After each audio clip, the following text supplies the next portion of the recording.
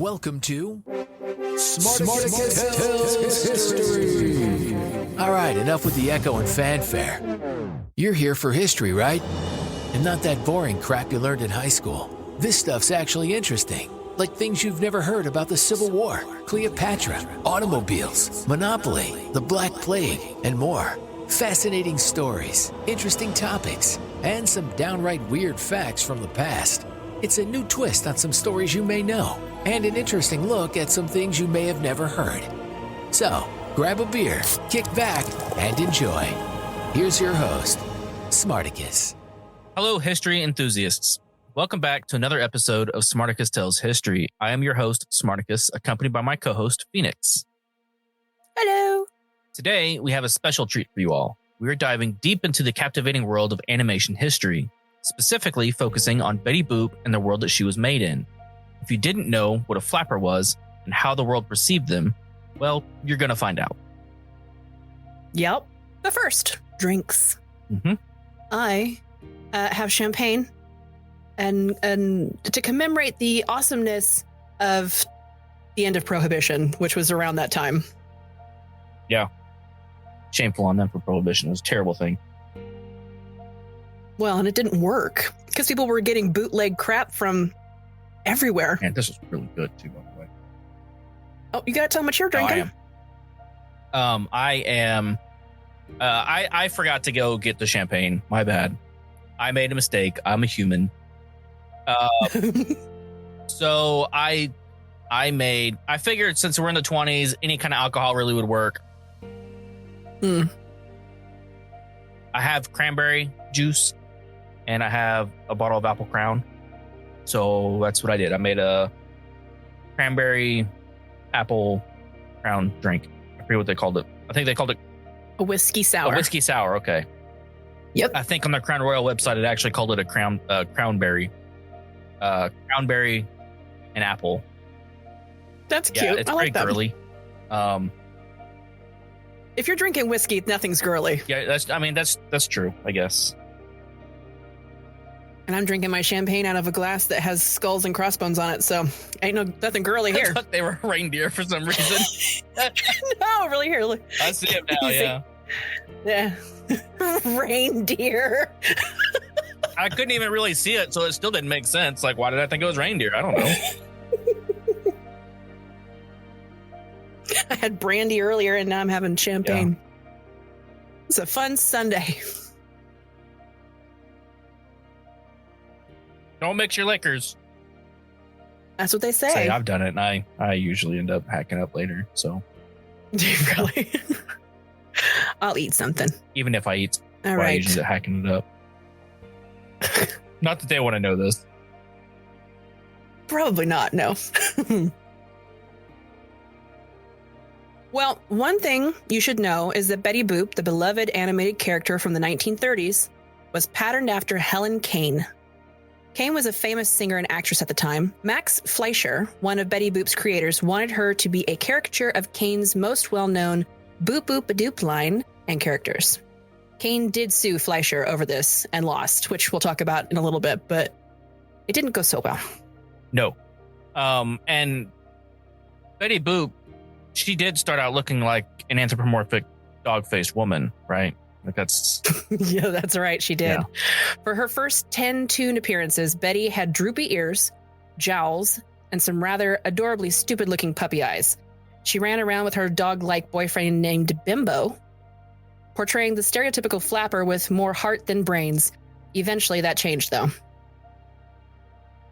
To think of flappers, I don't think I ever actually went into detail about the flappers, but flappers were women who wore much shorter skirts and had way looser morals. Whore. Not a whore, a modern day working girl. Okay. Well, my bad. They paved the way for what's going on now. Paved the way for what's going on now. You're right. Although that's not entirely true because there were women like that in the 1800s, the old Western times too. Oh yeah. Oh yeah. The name just changed. They tried to make it more sensible. Yes. Yes. So in 1933, in fact, While animation was still in its infancy and characters like Mickey Mouse and Popeye the Sailor were gaining popularity, Betty was beating Disney to the punch. Betty Boop made her debut in the cartoon Dizzy Dishes, but in 1933, she was the first to play the beloved German character Snow White. Speaking of which, you need to watch that. Just watch the little snip I told you about, the tail end. I'll watch it. Okay. That's crazy. How long was the runtime? Well, I will tell you. I actually have it written down. It ran for 7 minutes, 8 seconds. And it's got a trippy scene during the glass coffin bit. The evil queen turns into a dragon that chases Betty, Bimbo, and a clown friend named Coco. Not the monkey. Mm-mm. Oh, I'm sorry, not the gorilla. No, there's a gorilla named Coco too. Yeah. Yeah, she died. Yeah, I'm pretty sure it was a dude. A while back. I could be wrong. I'm pretty sure it was a dude. I could be wrong. Pretty sure it was a dude named Coco. Could have been a girl. Doesn't matter. It's during this scene that Cab Calloway, a famous jazz singer of the time, performs a song as Coco. In fact, Calloway was often invited to perform in the cartoons, especially after Betty lost her dog-like appearance and became a main character in Fleischer's talk tunes. It's important to note that during Betty's performance as Snow White, she was human. Yep, that was after they had gotten rid of her doggy appearance and made her a 16-year-old body and a baby doll-faced person. Yeah. I got you. That was such a weird, fetishizing kind of thing. What I was reading was just weird. Anywho. Yeah, that happened after 10 appearances as a supporting character alongside a jazz orchestra. Fleischer found that audiences were coming to the movies mostly to see Betty rather than Bimbo and Coco. So she quickly got an upgrade to full human status with the big baby doll head and eyes and curls with the figure of a 16-year-old girl. I did cover that. I forgot. Sorry. Her dress was shorter, and she was given a garter with a heart. Of course, this was all part of the backdrop for making sexual jokes for grabby, disgusting secondary characters. While Disney was making sweet, beautiful, and hopeful movies for audiences, Fleischer was setting Betty Boop and her pals in dark, urban, usually dangerous places. Strange and wild things happen in Fleischer's tunes that were impractical and sometimes possibly grotesque. But, as his grandson has said, Fleischer's motto was, "If you can do it in real life, why animate?" Of course, this was at a time when Hollywood didn't have much in the way of censors. Because of the deficiencies, Betty Boop and even poor Minnie Mouse were subject to harassment during that time. One episode saw Mickey stealing kisses from Minnie when she was adamant about not giving them. Though Minnie had issues with Bluto trying to take advantage of her that was hidden behind grand chases, Betty's encounters were much more obvious. But it wasn't as if Betty were unaware of her sex appeal. In fact, she used it to her advantage, often enough in the earlier films. Which brings us to the concept of a flapper. During the Roaring Twenties, flappers were women who were seeking a more elevated life in a man's world. They wanted to smoke, drink, and have sex with abandon like the men. It was a huge boom in the field of seeking equality between the sexes. Their skirts were shorter, all the way up to their knees, if you can believe it. But that was exactly what Fleischer wanted Betty Boop to be. Not their knees! Oh, yeah, and you know what's even worse? What? Those hussies were rouging their knees. Ooh.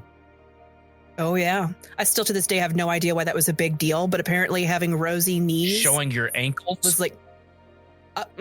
Rosy knees. We don't talk about that. Rosy knees. I see, and I wondered if it had some kind of implication of, getting on your knees and... That's what I was... Yeah. But that wasn't something people really talked about in polite society, so I don't know if that was the actual implication or not. I mean, I don't know what else it could be. I don't either. I was scrubbing. Dusting. I was scrubbing the floors. Yeah. I almost said vacuuming, but they probably didn't have vacuums then, so.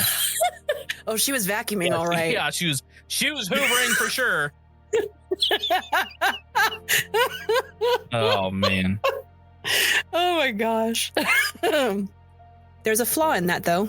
Betty Boop might have been one of the most developed cartoon characters of the time, but she was never expected to be anything more than a humorous sex symbol. By 1935, her time was up. Due to scandals in Hollywood, public scrutiny saw many states enacting their own censorship laws. Now, it should be mentioned that the Motion Picture Producers and Distributors of America, MMPDA, which was created in 1927, had made lists of don'ts and be carefuls for the industry to adhere to. This was the building blocks for the 1930 Motion Picture Production Code, which was commonly known as the Hays Code after MPPDA's President William H. Hays. The Hays Code further outlined how to approach subjects such as sex, dancing, drugs, vulgarity, and crime. Dancing. What kind of dancing are y'all doing out there? Oh, if you've seen any of those old black and white ones where they aren't talking, they're pretty dang raunchy. Yeah. Oh my gosh. Some of them you're kind of going, Yeah. Are they dancing or are they having sex there? What's going on? I'm pretty sure they're doing both. Are we doing both? I'm pretty sure I'm seeing lots of nipples here from everybody. Yeah. A quote from the guidelines declared that excessive and lustful kissing, lustful embraces, suggestive postures, and gestures are not to be shown. In another section where costumes were talked about insisted that there will be no indecent or undue exposure. Cover the girls. Cover Just up. saying. This led to a significant transformation in Betty Boop's character. Betty Boop's flapper image, along with her more risqué and suggestive nature, was toned down to comply with the new regulations. Her hemlines were lengthened, hiding her trademark heart garter. Her persona became more wholesome, and she was aged up. Her character was altered to be more wholesome, and her plot lines followed a similar pattern. It marked the end of an era for the character. Up to that point, Betty Boop had been a circus performer, a race car driver, and a presidential candidate. She had Which is a really funny episode. Is it? Oh yeah, I've seen most of the old ones. She had many jobs that were typically considered masculine, but in the mid-30s, in middle of the Great Depression, men were growing increasingly worried that women were going to steal their jobs. So, Betty Boop and her friends changed yet again.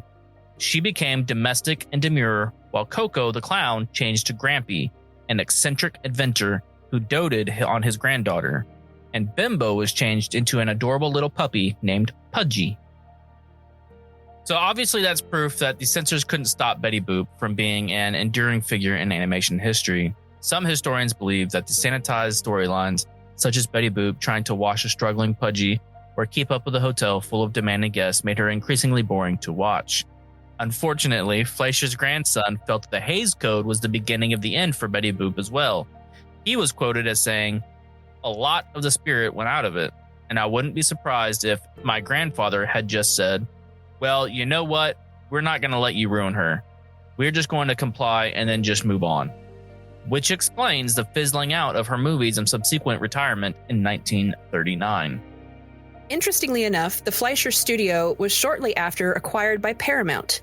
Betty Boop lay dormant and all but forgotten until all the pre-1950 shorts were sold to a television syndicate. She was still in the public eye for the next few decades thanks to merchandise and through scattershot cameos in cartoons, like you were saying in Popeye. Right, yep. But in 1985, she had a CBS television special called The Romance of Betty Boop. And let's not forget that she made a brief appearance in Who Framed Roger Rabbit, which is one of my favorite movies, in case anyone is wondering.